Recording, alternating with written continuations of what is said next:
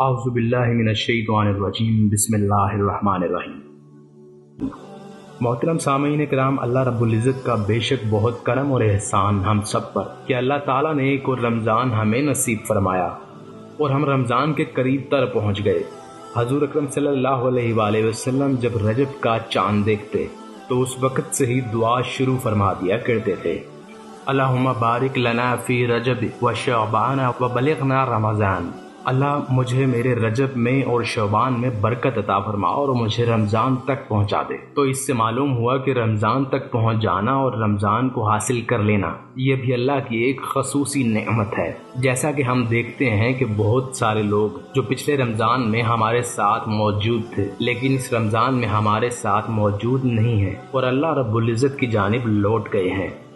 اور اس دنیا سے چلے گئے ہیں، اور اللہ نے ہمیں ایک اور رمضان عطا کر دیا ہے۔ رمضان کی قدر اللہ ہم سب کو نصیب فرمائے۔ آپ سب سننے والوں کو رمضان کے حوالے سے جو خصوصی پیغام دینا ہے وہ یہ کہ ہر چیز کا جیسے ایک پیمانہ ہوا کرتا ہے، ہر چیز کی میئرمنٹ کے لیے جیسے میئرمنٹ ٹولز ہوا کرتے ہیں، جیسے بخار کو جانچنے کے لیے تھرمامیٹر کا استعمال کیا جاتا ہے، اسی طرح اس چیز کو بھی میئر کرنا چاہیے کہ ہماری زندگی میں رمضان آیا، اس سے پہلے بھی بہت سے رمضان ہمیں نصیب ہوئے۔ ہر چیز کی میئرمنٹ کے لیے میئرمنٹ ٹولز ہوا کرتے ہیں، جیسے بخار کو جانچنے کے لیے تھرمامیٹر کا استعمال کیا جاتا ہے، اسی طرح اس چیز کو بھی میئر کرنا چاہیے کہ ہماری زندگی میں رمضان آیا اور اس سے پہلے بھی بہت سے رمضان ہمیں نصیب ہوئے۔ تو کیا رمضان سے ہم نے کوئی فائدہ اٹھایا یا نہیں؟ ہمارا یہ رمضان ہمارے لیے فائدہ مند رہا یا ایسے ہی جیسے ساری زندگی گزرتی چلی گئی رمضان بھی گزرتا چلا گیا؟ کسی کو اپنی زندگی میں 12 رمضان نصیب ہوئے،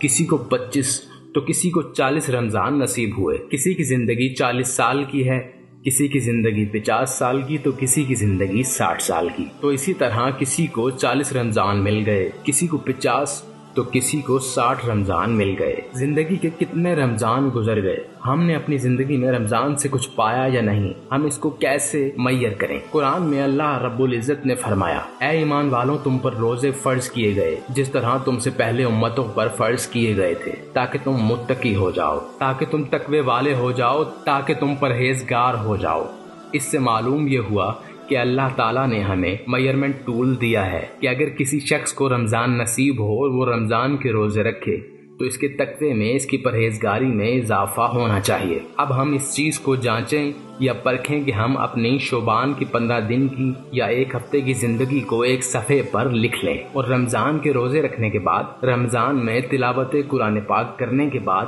لیلۃ القدر اور شب قدر کی رات میں عبادت کرنے کے بعد، اور رمضان کے روزے رکھنے کے بعد رمضان میں تلاوت قرآن پاک کرنے، لیلۃ القدر اور شب قدر کی رات عبادات میں گزارنے کے بعد، اور خوب رو رو کے دعا کرنے کے بعد، اور ہر برائی اور گناہ سے بچنے کے بعد، رمضان ختم ہونے کے بعد ہم شوال یعنی عید کے بعد کی 15 یا ایک ہفتے کی زندگی ہم ایک ڈائری کے صفحے پر لکھ لیں اور دونوں کا موازنہ کریں، یعنی کہ رمضان سے پہلے اور رمضان کے بعد کی زندگی کا موازنہ کریں۔ اگر تو ان دونوں میں کوئی فرق ہے، ہماری نمازیں پہلے سے بہتر ہوئی ہیں، ہمارے روزے پہلے سے بہتر ہو گئے ہیں، ہمارے اخلاق پہلے سے بہتر ہو گئے ہیں، ہمارا ذکر و اذکار اور ہمارا قرآن کی تلاوت کرنے کا طریقہ پہلے سے بہتر ہو گیا ہے، اس کا مطلب ہے کہ ہم نے رمضان میں کچھ حاصل کر لیا ہے اور رمضان کا جو مقصد تھا وہ ہم نے حاصل کر لیا۔